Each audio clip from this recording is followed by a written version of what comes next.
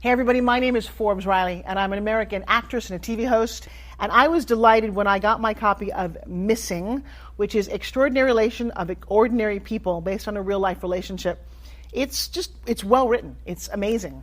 You know, it talks about a man who has lost his wife and his daughter, and it's very well done. I'm going to highly recommend that you go get your copy of Missing. It is a powerful, exciting read. Mr. Mian Moshe Zia.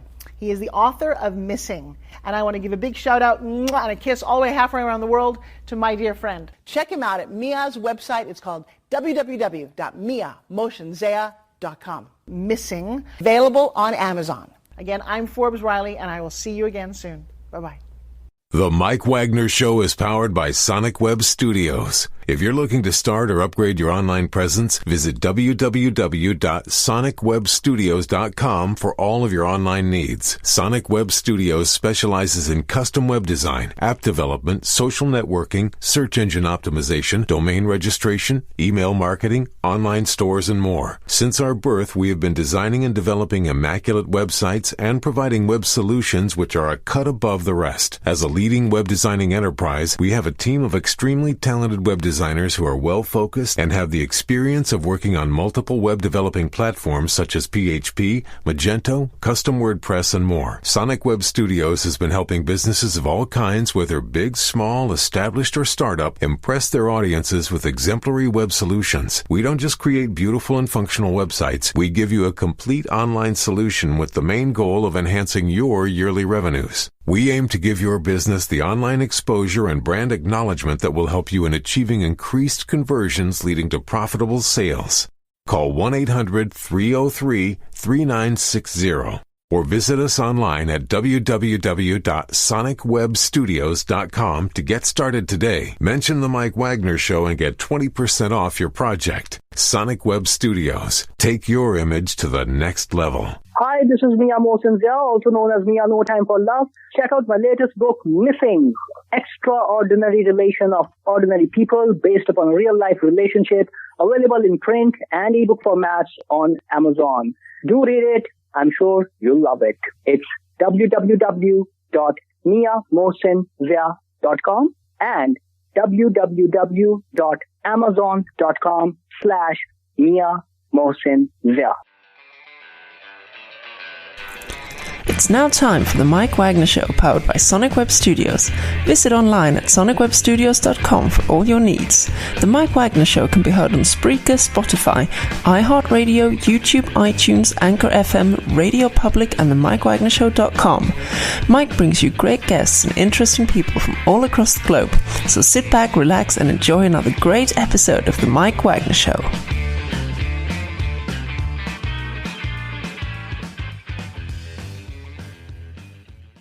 Hey everybody, it's Mike from the Mike Wagner Show, powered by Sonic Web Studios. Visit online at sonicwebstudios.com for all your needs. Looking at a professional website without breaking your budget? Sonic Web Studios is the answer. Sonic Web Studios offers fast, affordable, custom web designs that blow the competition away. Call today, 1-800-303-3960. That's 1-800-303-3960. Or email to support@sonicwebstudios.com. Mention the Mike Wagner Show, get 20% off your first project. Sonic Web Studios, take your image to the next level. Also, check out the latest novel by a well-known award-winning author, Mian Moshe Zia, of No Time for Love, called Missing, an extraordinary relationship between two ordinary people based on real-life events that go through 4 countries, 2 strangers, and 1 target, where truth is an illusion, and the ones you love would be the first to go missing. Check out the book on Amazon and other retailers, available on all formats today. Also, the Mike Wagner Show can be heard on the MikeWagnerShow.com and over 30 podcast platforms, including Facebook, SoundCloud, Spreaker, Spotify, and iHeartRadio. Also on Anchor FM, iTunes, Google Play, Apple, Amazon Audible, coming soon to Podbean, Buzzsprout, Pandora, and TuneIn, and worldwide on GeoSavin, Radio Public, Himalaya, and more. Take the Mike Wagner Show with you on any mobile device. Subscribe to the Mike Wagner Show on the YouTube channel, and follow Mike Wagner Show on Instagram and Twitter today. We're here with a wonderful gentleman from Beaufort, South Carolina, and he is the former mayor of Beaufort, and he recently stepped down after a 12-year run, and he's got some fantastic stories, and he's practically lived there all his life, and also has a book called Sharing Common Ground, Promises Unfulfilled But Not Forgotten, with Mike Greenlee, who I had on the show as well, too. And And of course, Mr. Keyserling had been a 3-time mayor of Beaufort, and he also shares stories of a successful Southern city in today's politically divided world. And what are the goals here to minimize racism and everything else, and reduce, and of course, how to establish common ground? Well, live, ladies and gentlemen, from the Very Plus Studios in beautiful downtown Beaufort, South Carolina, the former mayor of Beaufort, South Carolina, the terrific Billy Keyserling. Mr. Wow. Billy, good afternoon, good evening. Thanks for joining Was us. was that a eulogy, man? I'm 48 hours out of being mayor, and I'm delighted. It's being mayor is the highest honor of one's hometown is the highest honor anyone could want. Mhm. Doing it for 12 years was fabulous, but sometimes you think, well, there's probably someone out there with piss and vinegar and a vision and excitement who's younger, who was where I was 12 years ago.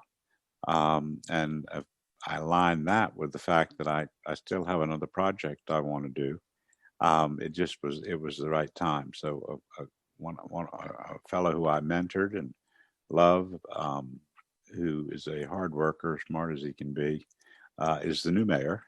And now I get to focus a little more on my my own moral compass, and things that have mattered to me throughout my life that are really not part of a city's business. They're part of a city's way of life.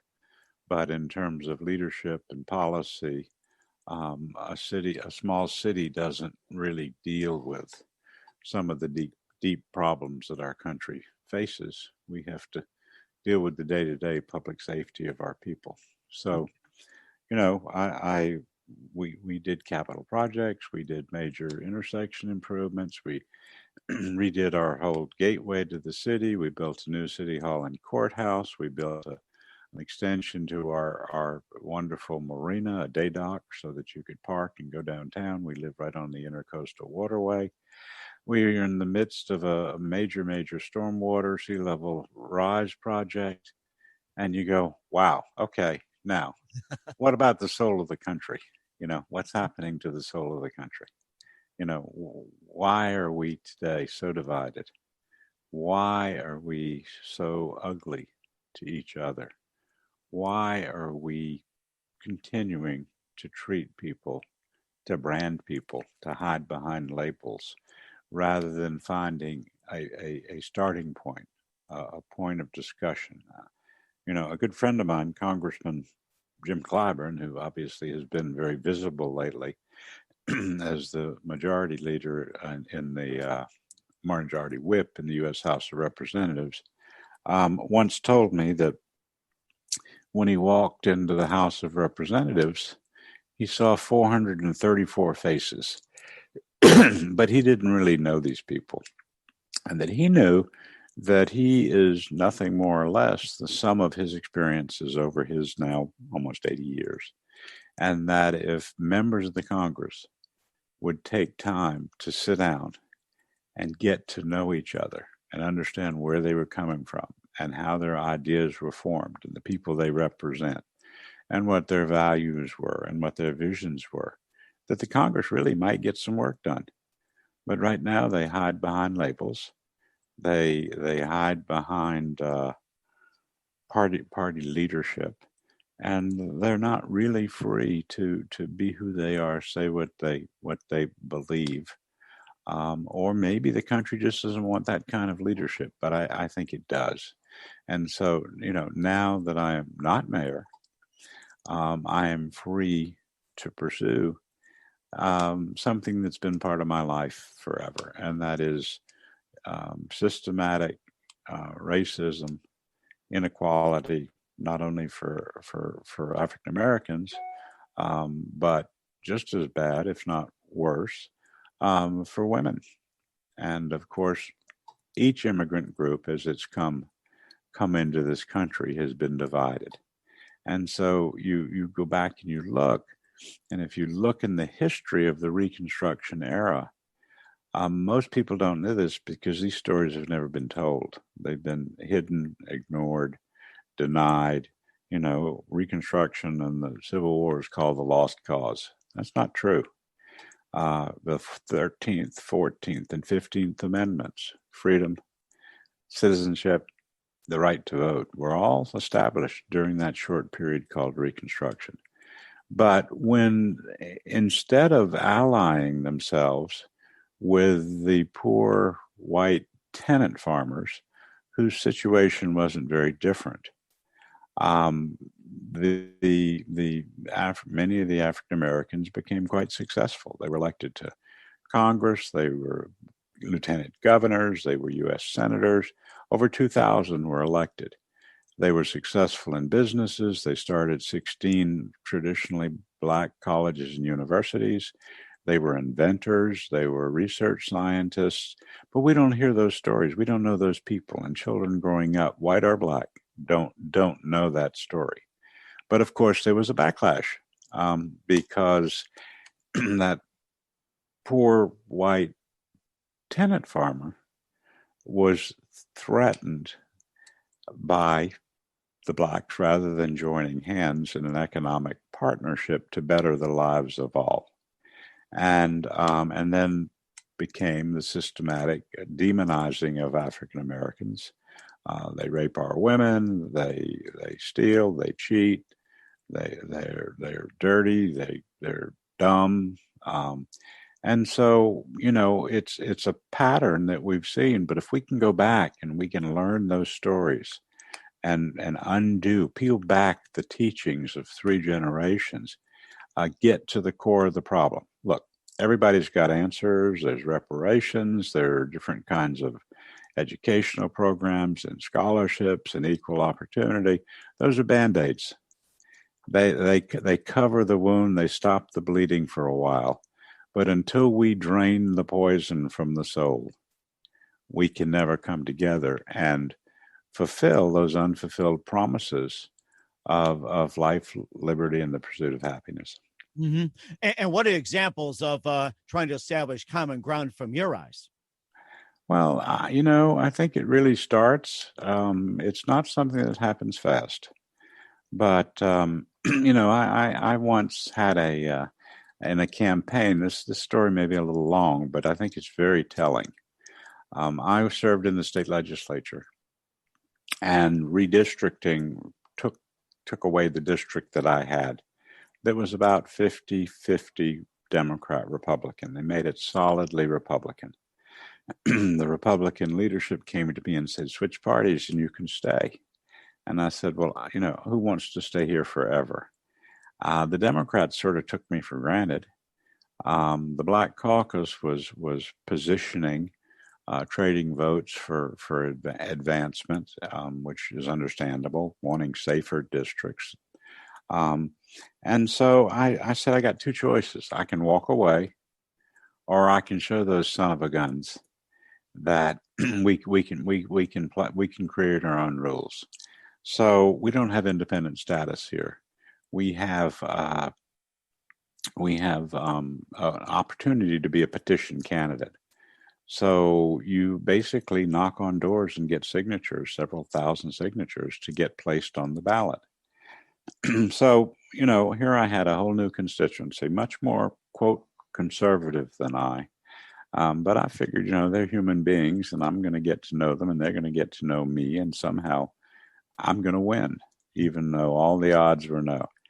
So one day I was out and I was going into a mobile home park area, mostly white, mostly hardworking men and women.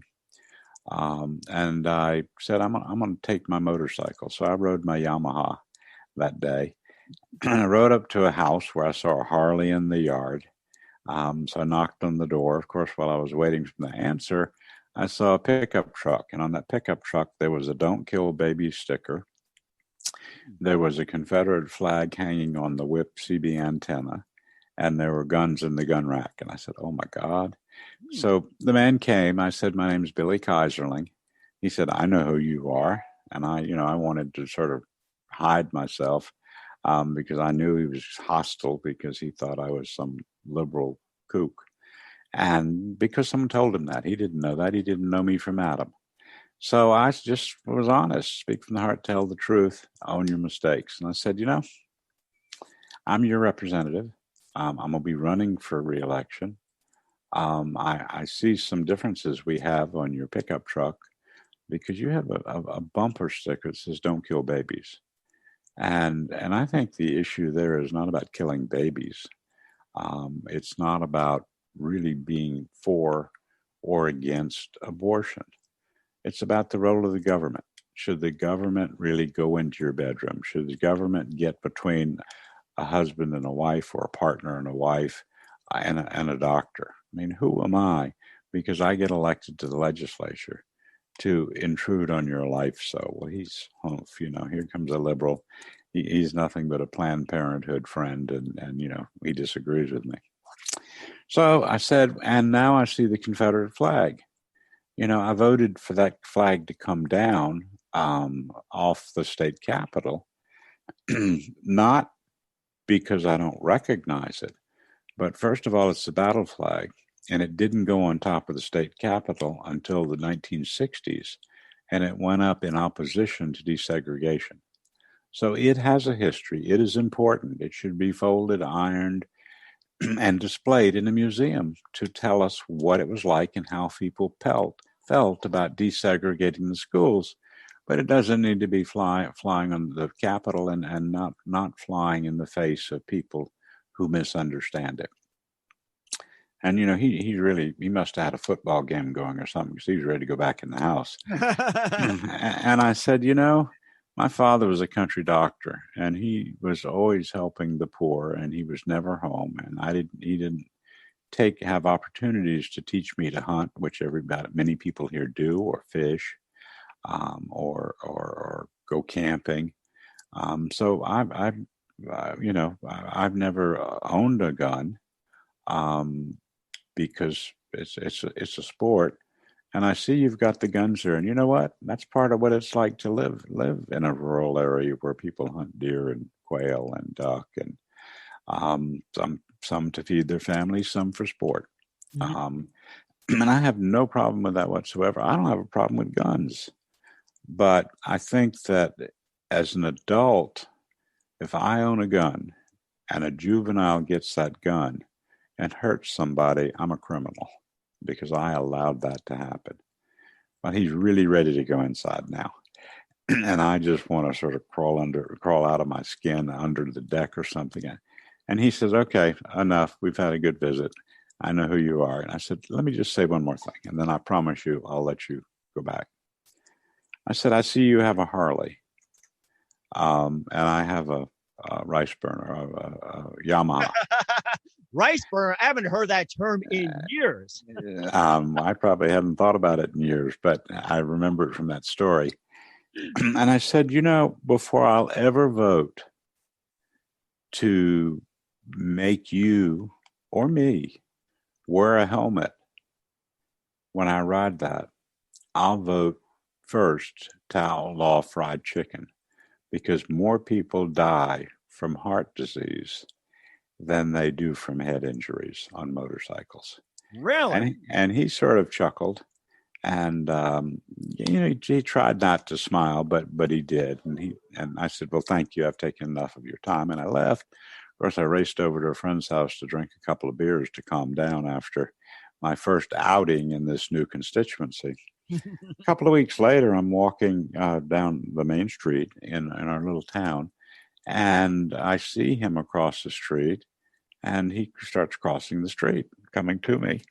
And he said, you remember me? I said, how could I forget you?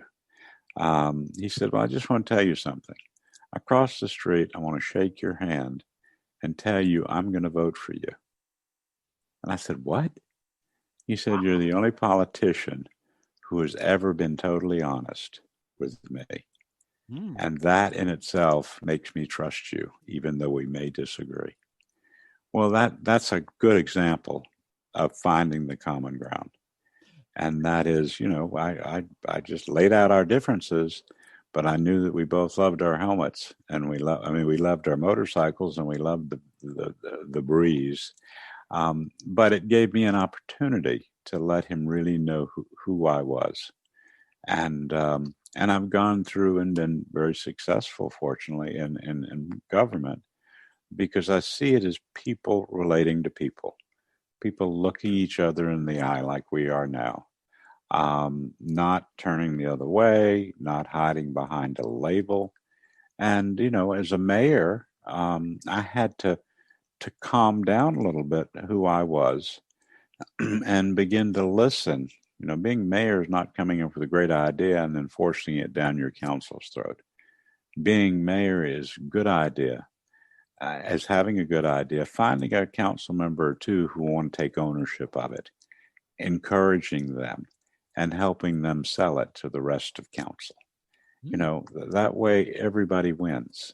Nobody loses everything, nobody gets everything they want, but they've had a fair chance to talk to each other, they've exchanged ideas, and they found that little core, which again is common ground, and then they built on that. We always talked about the what, we never talked about the who.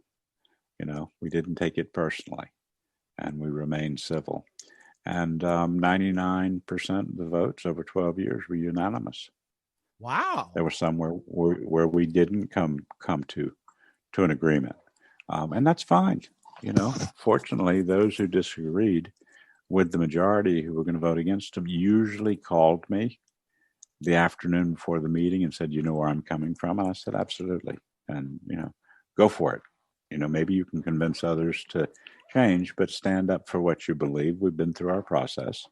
Everybody's had a chance to be heard, and you're here to do what people elected you to do, not what I want you to do. So, too many people think you lead with your mouth. I believe you lead with your ears. And by leading with the ears, by listening to other people, you can pick up where they're coming from. You can get to know them, as opposed to getting up there and having a talkathon and boring everybody, or ramming something through.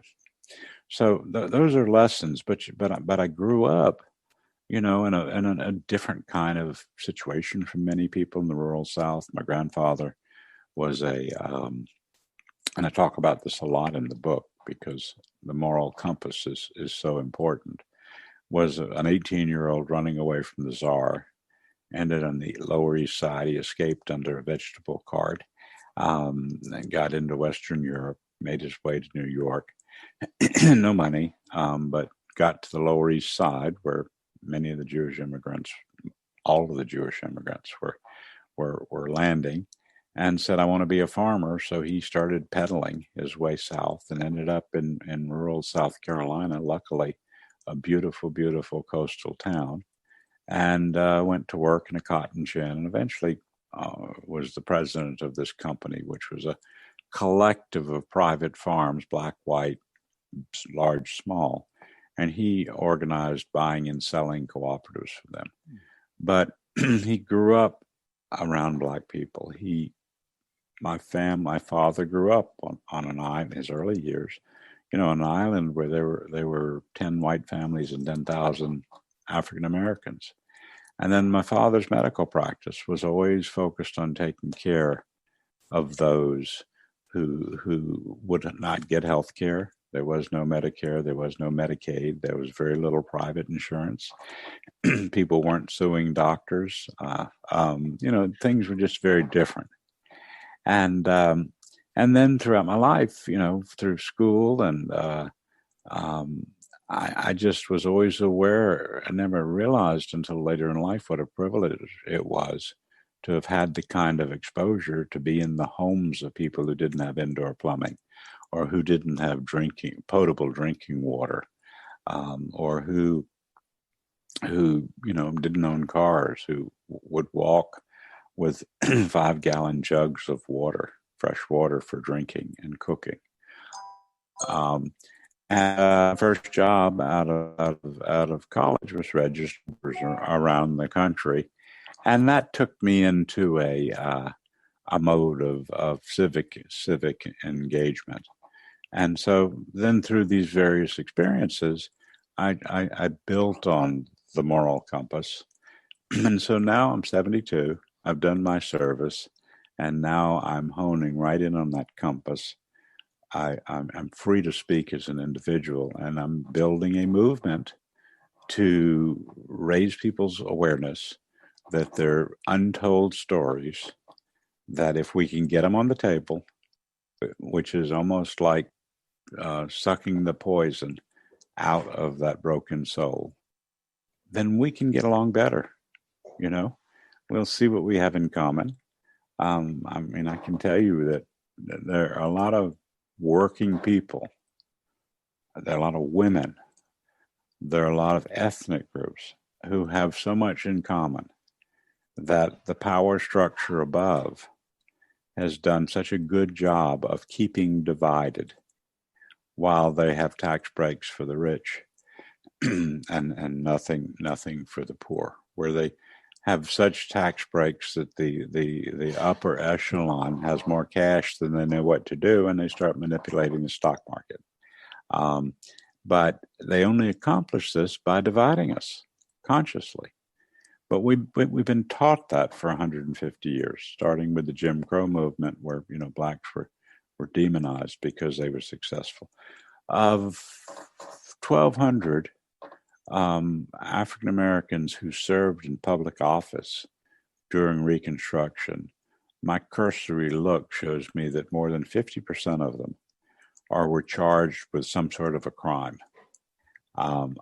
Very few of them were ever convicted, but that was a way to undermine the fact that others were succeeding. And when someone else succeeds, we've been taught, then maybe if you get something, if I've been eating a whole pie and all of a sudden someone says, they just passed a law, Billy, Mike gets half of that pie. It depends. First of all, it depends upon the pie. And if it's That's right. If it's pie that I don't like, you can have it. But something that I do like, then we'll have a discussion. How's that? Okay. Well, we talked before about pies, about the common ground in pizza pies. You like anchovies, I don't. I like sausage, you don't. So what do? We make a half and half. But we still can sit and eat pizza pie and get to know each other. Mm-hmm.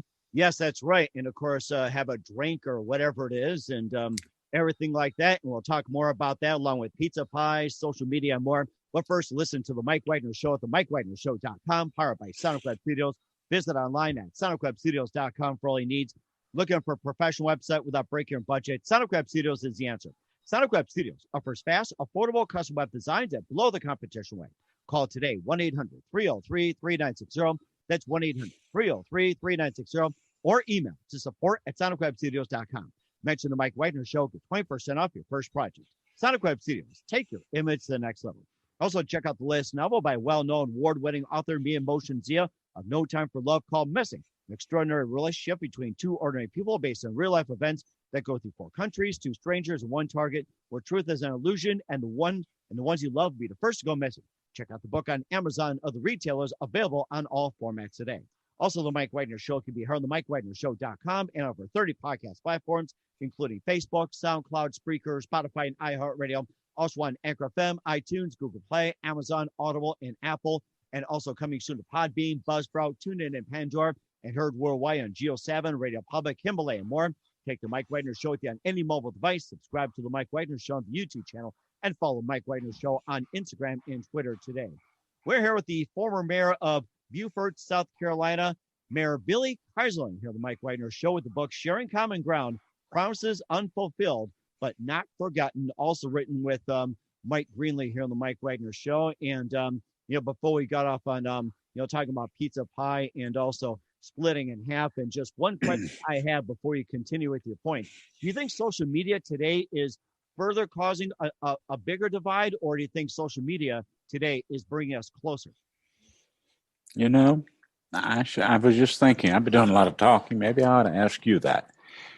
Now, do you use your social media, which is what you are? You're a new, to many people, form of transmitting and information. But from listening to looking back at some of your shows, you're actually using it to bring people together. You could be using it to divide, but you pick diverse people with interesting subjects. And so I don't think so. I get bored. Maybe others don't with all the there's too much chatter and the Instagram and the short comments. But using the social media to be able to actually bring people together, where you are, where it's cold, where I am, and it's moderate, but it's going to be warm for the weekend. I can go out in my boat when you put on your snowshoes. The fact, I mean, it's rather amazing what one can do. It's amazing that each of our 5 city council members can be at home, yet there can be 16 faces, 5 members and senior staff and guests who can even come to our council meetings, be on the screen with us, and broadcast it through our Facebook page. So it can be a very useful tool. Is it abused? Yes, I think it is, but I think everything's abused. I think that the traditional news sources, I mean, if you look at what happened, I only wish I could bring back Walter Cronkite. I really wish that the news was someone there who I could really trust, who had no bias. But to the left, to the right, it's become entertainment because it sells advertising, which generates revenue. And that, I was once at a major, I won't mention the name, but one of the top, let's say, newspapers in the country. And I had the good fortune of being invited to what they call the 4:00 meeting. And at 4:00, all of the different editors sit around a table and they pitch their stories for the next day's paper. And they rate them, and then they decide what is a front page story and what is not a front page story, or what is maybe not a story, or what's been missed, what's been overstated. But at this major newspaper, for which I always had a lot of respect, they picked a story. They said, this is a great story, but it's not written like a front page story. It's not sensational enough. It needs more than a sensational headline. So you got 30 minutes, go back, rewrite the story. It'll be on the front page if it sells newspapers. And that was discouraging to me. So, are the podcasters like you who are obviously very, very serious about it, who are building audiences, who are building followers, who are relying on you to give them information, are changing the world. And as long as it stays civil and respectful and not mean and hateful, if it gives people a reason to feel united and together rather than divided and angry, I think it's a fascinating medium that I certainly don't know enough about, but I think it's very important. But it takes a while for a 72-year-old to sort of understand, that there's so much information coming at you so fast from so many different directions. It's almost refreshing to be able to sit and have a one-on-one conversation with somebody about things that matter. Mm-hmm. And you don't get that anymore on television or in the newspapers.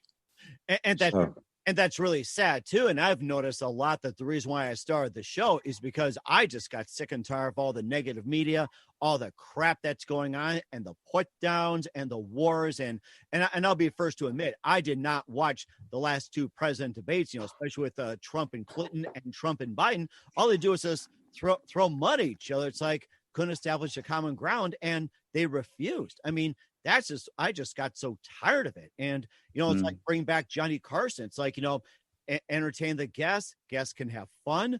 You can chat. You can just laugh.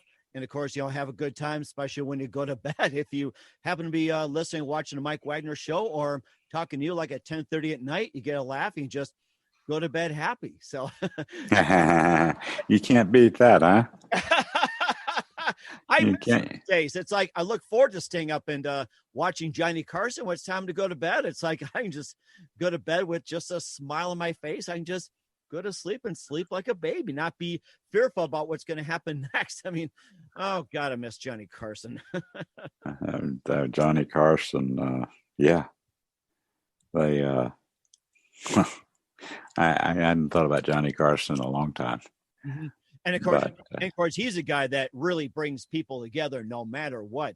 And it's not all about him; it's all about the guests. So he knows how to bring people together, and a lot of people come together. And also in your book, Sharing Common Ground, there's also quite a people who know how to bring things together, and also make a big impact. And I think there was a guy named Smalls on there that came to Beaufort, and he ended up just making a big impact. Mm-hmm. So, but I hope with the election over. Well, it's not over, but it's over. I think it's rather pathetic. I'm such an idealist that I go to bed at night thinking maybe Donald Trump cares enough about the people and about the institution of government that he would wake up one morning and say, okay, it is what it is. Amen, so be it. And invite the Bidens over for dinner and say, let's shake hands. I was the president. I did what I could. You're going to be the president. I wish you well. And that's what presidents who've had bitter campaigns have always done. But now it's the thought that I think 17 attorney generals, one of which is one from my own state, is going to try to say the election is null and void, that it was illegal. I mean, come on, guys. Come on. I mean, remember Al Gore? One could say he could have very easily said this election was stolen. I'm going to take it all the way. I'm not going to concede. But what did he do? He said, I lost. I didn't win enough votes. We tried. We got the chance to recount the votes. Now I wish you well, President Bush. That's the way it should be.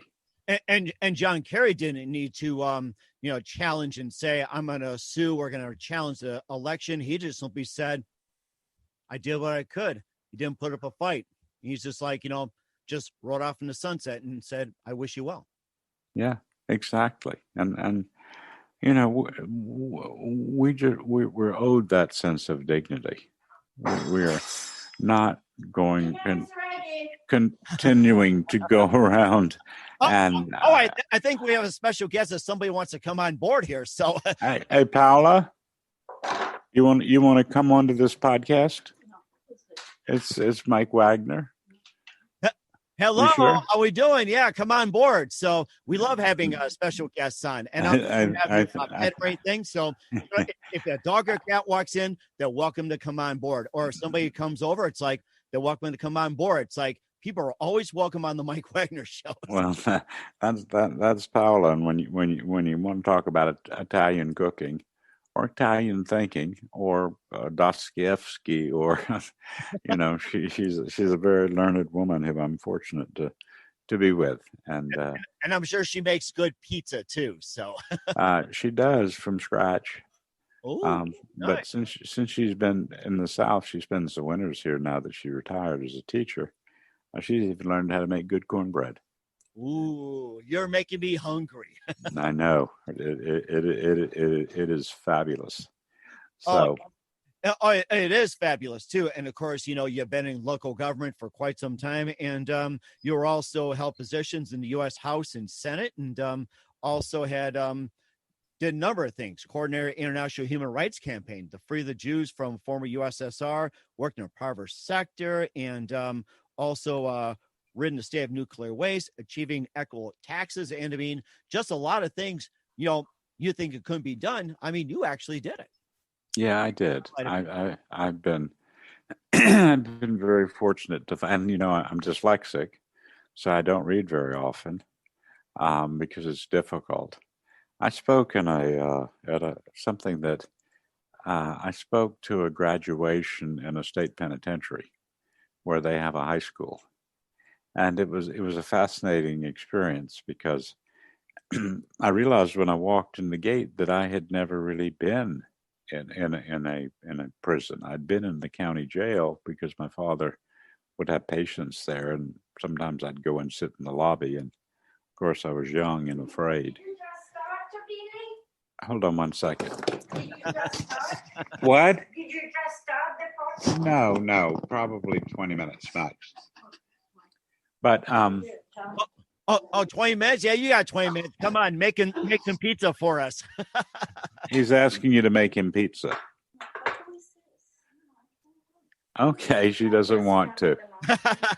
It's okay. Next time when I have you on the show, we can do that too, and I can show you some of my pizza. You can share some of my pizza, but we're definitely 6 feet apart. I mean, social distancing, and then we can just eat like this here and have a little something to drink in the meantime.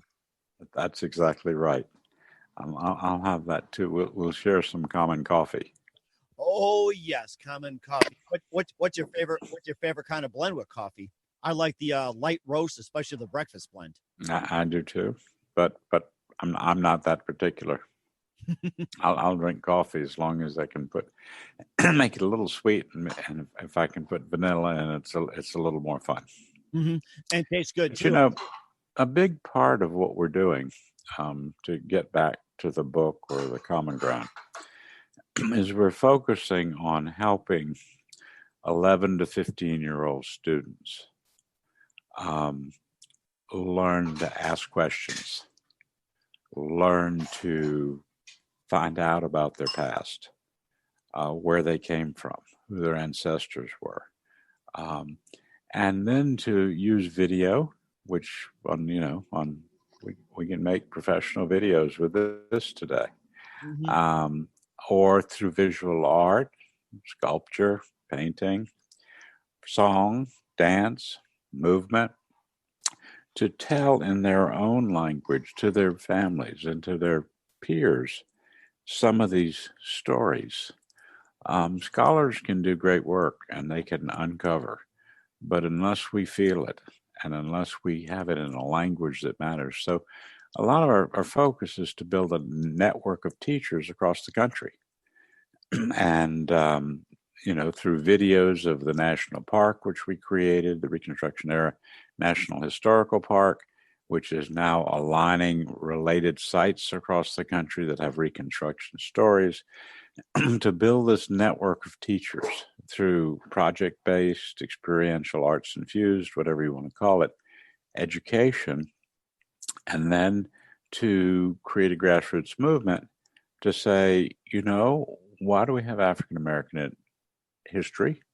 Well, we have African American history because African Americans have not been written into the American history we're taught with very few symbolic gestures. So it's to actually we're planting the seeds. I have no illusions that we're going to get people to not be racist or come together fast. But one by one, each student goes home, talks to the family, begins to challenge the father who uses the N-word, or challenge the mother who says, if you go to your white friend's house for the weekend, you'll get embarrassed or you'll do something stupid. These are all things these kids are taught. So if we can, before they're taught all of this, get them to understand the truth that we have not been taught, they will begin to chip away at it. And so that is, people say, well, how are you going to do this? You're talking about peace on earth. Well, it's not going to happen. It probably will not happen in my lifetime. But if we can plant the seeds, if we can get the stories out, if we can talk about them, every time we do that, we're draining a little bit of that poison that has eaten a hole into our soul. And as we continue to drain that out, by the end of the next generation, I think we might see a remarkably different world than we do. And this is not just the Civil War. And by the way, the Civil War, in my view, never ended. It's had its ups and its downs, but it's raging in the headlines. And there's some people out there in the streets today carrying weapons, ready to go to war. I mean, how terrible that is. So, but working with the kids, the students, that's the way we're going to take on this subject very patiently. But I think we talk to historians about how can you take scholarly works and, for lack of a better word, dumb them down so that people who don't read, people who can't afford to go to museums, people who could never even afford to buy scholarly books or know to go to the library and check them out and read them. We've got to get them into real life stories. And if we talk about families, we talk about history, we talk about what our parents taught us because they were taught it, and we begin to peel back that 150 years of untruth. We're going to get to the root of this problem, and we won't need the Band-Aids to stop the bleeding and cover the wound.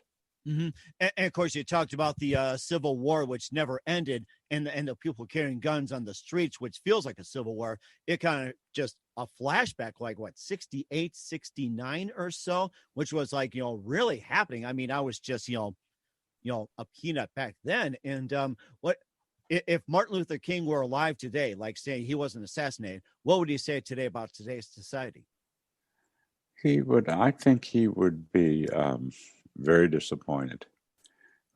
Every year as mayor, I was asked, and when I was a legislator, to go and speak, just say a few words at the Martin Luther King annual celebration, be in the parade. And every year I remind people, I said, Dr. King, this would not be something that would make him happy. And I said, because, and they looked at me perplexed, I said, because we have reduced the memory of him to putting on a coat and tie and gathering one day a year to talk about his legacy, instead of waking up every morning and living the life and continuing the work that he was doing. And so, he was not, it's not a holiday. It's a change of attitude. It's a different way of looking at things. It's hope. In his case, nonviolence was a big part of his hope, and part of the sacrifice that he and many of the people who were with him, like the fabulous John Lewis, got beaten up being nonviolent, they got beaten up pretty badly. But we can't it's not reserved for a day. You really have to find that moral compass. Again, I'm back to the book and how I'm aligned to be doing what I'm doing.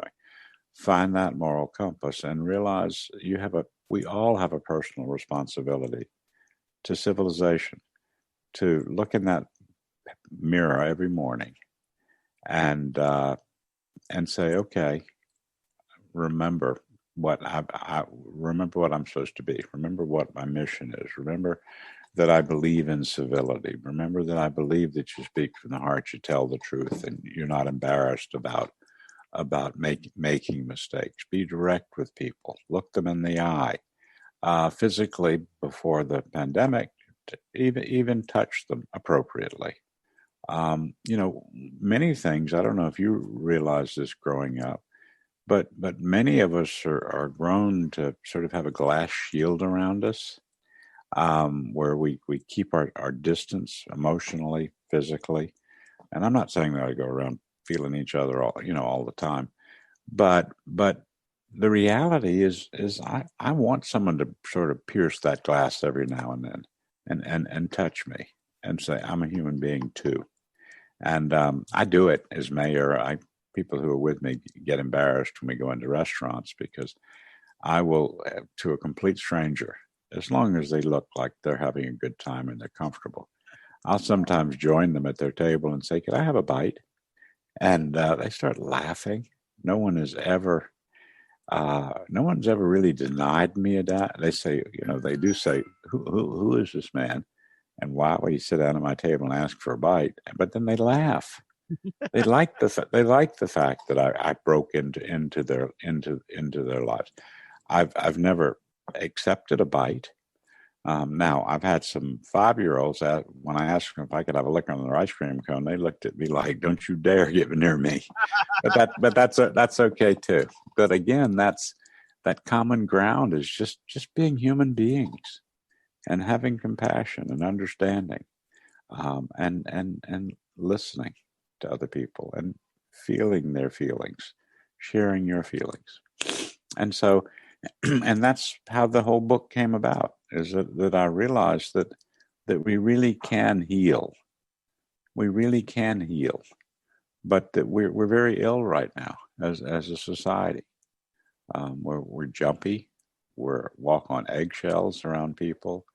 We're afraid. We call people Trumpers, so we stay away from them, or they call us socialists, so they stay away from us. I mean, we have a responsibility to hold it together and to be one humanity. Mm-hmm. And that's very important as well, too. We're going to wrap up the book with sharing common ground and what's coming up for former Mayor Billy Keyserling of Beaufort, South Carolina in just a minute. But first, listen to the Mike Wagner Show at themikewagnershow.com, powered by Sonic Web Studios. Visit online at sonicwebstudios.com for all your needs. Look at a professional website without breaking your budget. Sonic Web Studios is the answer. Sonic Web Studios offers fast, affordable custom web designs at below the competition rate. Call today, 1-800-303-3960. That's 1-800-303-3960. Or email to support@sonicwebstudios.com. Mention the Mike Wagner Show, get 20% off your first project. Sonic Web Studios, take your image to the next level. Also, check out the latest novel by well-known award-winning author Mia Moshenzia of No Time for Love, called Missing, an extraordinary relationship between two ordinary people based on real-life events that go through 4 countries, 2 strangers, and 1 target, where truth is an illusion and the one you love be the first to go missing. Check out the book on Amazon and other retailers, available on all formats today. Also, the Mike Wagner Show can be heard on themikewagnershow.com and over 30 podcast platforms, including Facebook, SoundCloud, Spreaker, Spotify, and iHeartRadio. Also on Anchor FM, iTunes, Google Play, Apple, Amazon, Audible, coming soon to Podbean, Buzzsprout, Pandora, and TuneIn. Also worldwide on Geo7, Radio Public, Himalaya, and more. Take the Mike Wagner Show on any mobile device. Subscribe to the Mike Wagner Show on the YouTube channel, and follow the Mike Wagner Show on Instagram and Twitter today. We're here with former Mayor Billy Keyserling of Beaufort, South Carolina. He just he served for 12 years on the Beaufort City Council as mayor. Has done a phenomenal job. His book, Sharing Common Ground, Promises Unfulfilled But Not Forgotten, with Mike Greenlee, is currently out right now. And just, one more thing here. We'd love to have you back in 2021 and beyond as well, too, and with some updates. And lastly, let's just, sum it up once again, is that how can we fix these problems, and how can we share common ground, and what can we do to help? Well, I would say it's $14.95. Anything more than the cost of printing and shipping and postage is going to fund our efforts. It's not a business for me. But go to www.sharingcommonground.com. Read about the book. There are many. Dr. Eric Foner, the renowned historian, Congressman Clyburn, former Secretary of the Interior Bruce Babbitt, all people we've worked with. Will tell you why. A woman who's a PhD professor in Atlanta writes because she grew up on the Sea Islands, the descendant of slaves, and she and her siblings were able to buy back a piece of the plantation where they grew up. So just even if you don't buy the book, go and read about it, because there are some very notable people, former Secretary of Education, who've read the book and say that, it really helps one begin to get an orientation. It's not a history book. I am not a historian. I think my facts are correct, but it's about aligning one's moral compass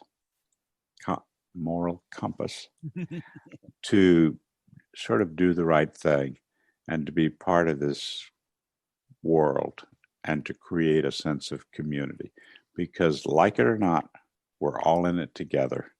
Let's make the best of it, and let's make sure we make it better for those who follow, the next generation. And that's very important as well, too. And who do you consider biggest influence in your career? Who was the biggest influence in my career? Yes. I think, Well, in a practical way, Senator Fritz Hollings from South Carolina. In 16 years, I worked on Capitol Hill. I ran his presidential campaign. I worked for him for a year or two, and then I'd go somewhere else, and I'd always come home to him. And he mentored me. You know, he was really a Southern, very progressive man, but was elected in South Carolina and had to keep a conservative South Carolina. But he walked a thin line, but he had such respect for the institution of the Senate, the institution of government. You know, I once asked him, because he was very frustrated that they'd get bogged down, and he said, "You know, I'm a trial lawyer. I love the adversary proceeding, and where else can you have a more important debate?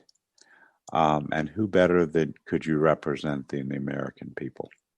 And so, having worked for him off and on running his presidential campaign, even though we were at odds at the end, he still as one person. I could name a half dozen, but I think that in terms of understanding public service and gaining a respect for government and loving it so much that it troubles me so much.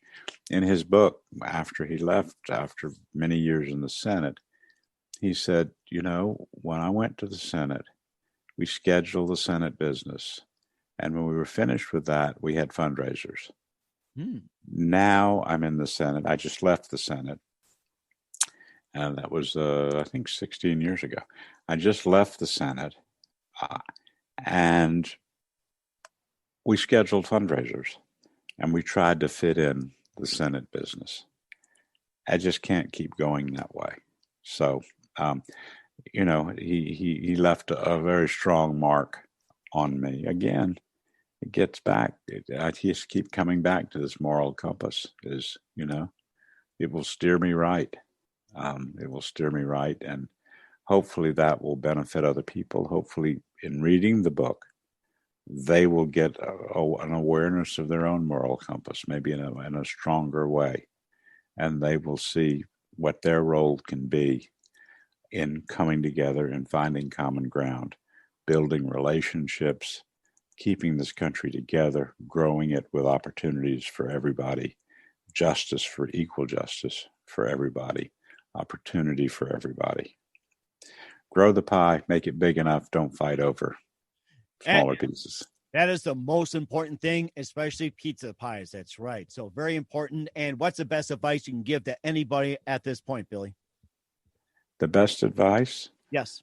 Look in the mirror every day and say, what is my responsibility? What is my responsibility to the next generation? What one thing could I do today to help a young person not become a bigot, not become a hater, not become a fighter or a divider, but someone find that young person. And I run leadership programs as mayor. I did, and I'll continue to do it for young people, showing them the positive things they can do. There are too many kids on the street lost, and that's when they get into trouble. Unfortunately, it's a disproportionate number of African Americans. But if you go back and you look at what happened after they achieved freedom and how they were bludgeoned, you wonder, you know. But build up that spirit, encourage people, keep the conversation going. Don't take things personally. And I think that would be my advice. It you know, it doesn't always work for me. I'm honest. But, you know, I once had, when I went to a special school because of my dyslexia, I had a headmaster who said, no matter how you feel every morning when you wake up, I'll never forget this. He said, get in front of that mirror and make yourself smile. If you don't smile, make yourself smile. He says, it will make your day better.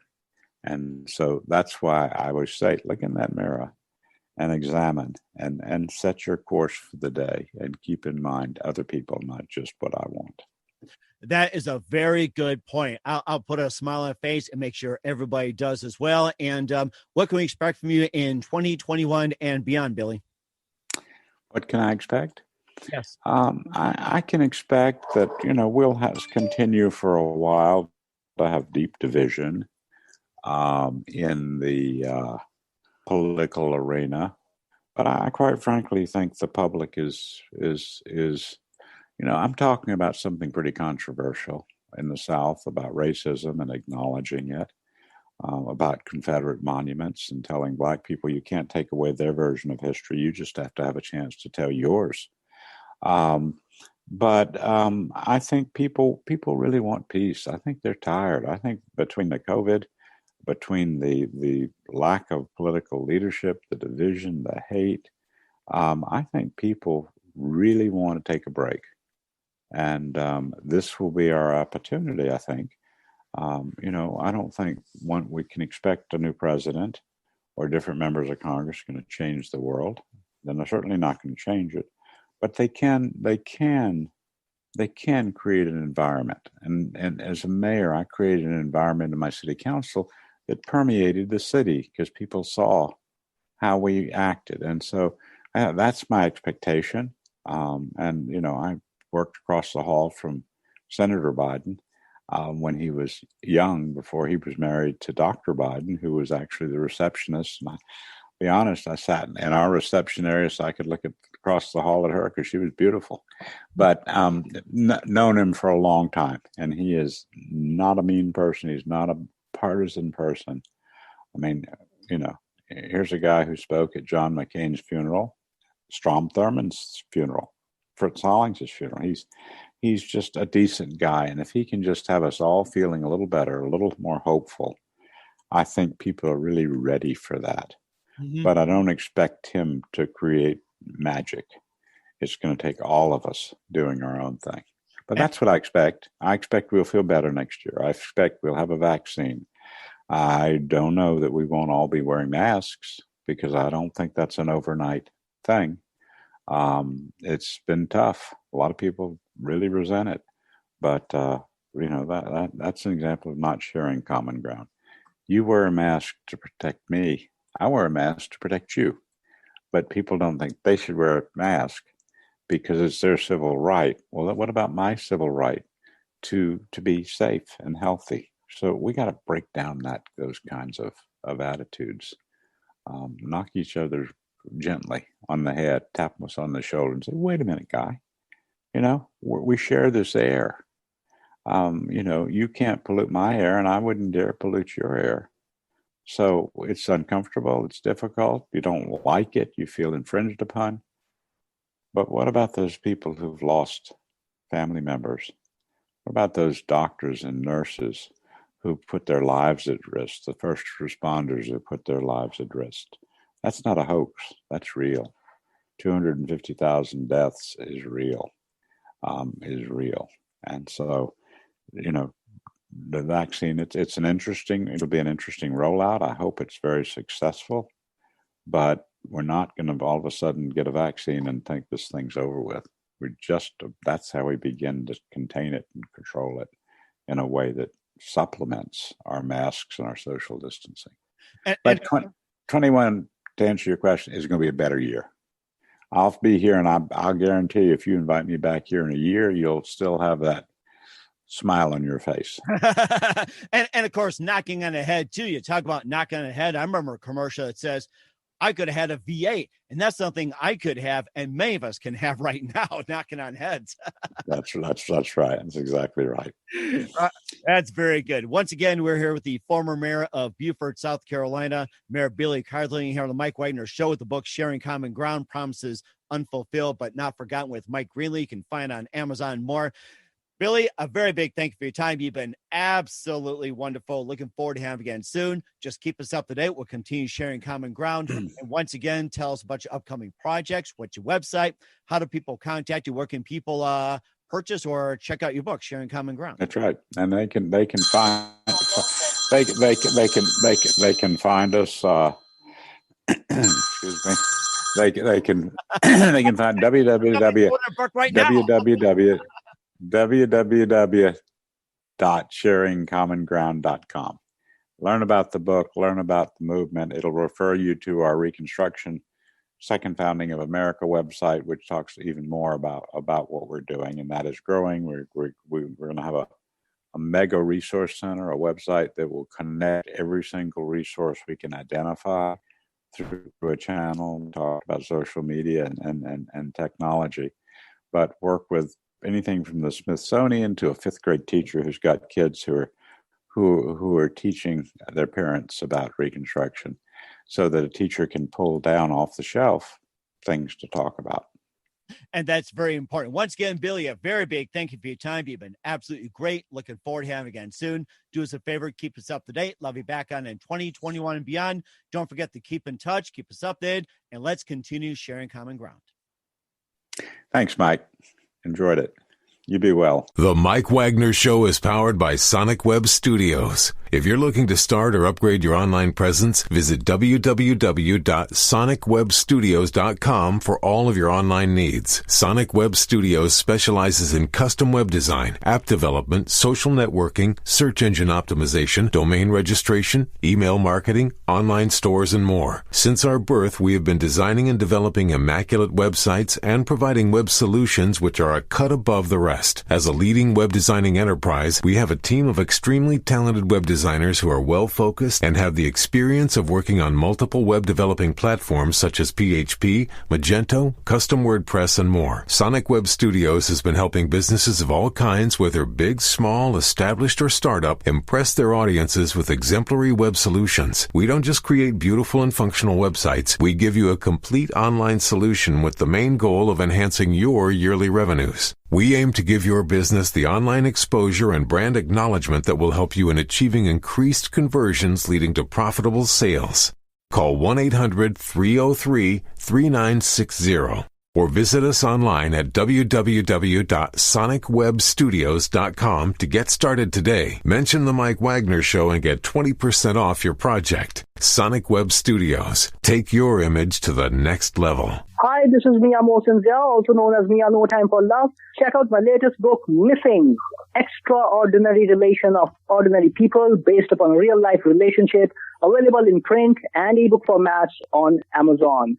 Do read it. I'm sure you'll love it. It's www.miamohsenzia.com and www.amazon.com/Mia Thanks for listening to The Mike Wagner Show, powered by Sonic Web Studios. Visit online at sonicwebstudios.com for all your needs. The Mike Wagner Show can be heard on Spreaker, Spotify, iHeartRadio, iTunes, YouTube, Anchor FM, Radio Public, and themikewagnershow.com. Please support our program with your donations at themikewagnershow.com. Join us again next time for another great episode of The Mike Wagner Show.